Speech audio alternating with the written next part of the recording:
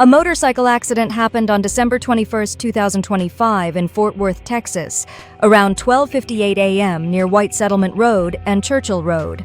Authorities say a 50-year-old man was riding eastbound when a westbound Ford F-150 reportedly failed to yield.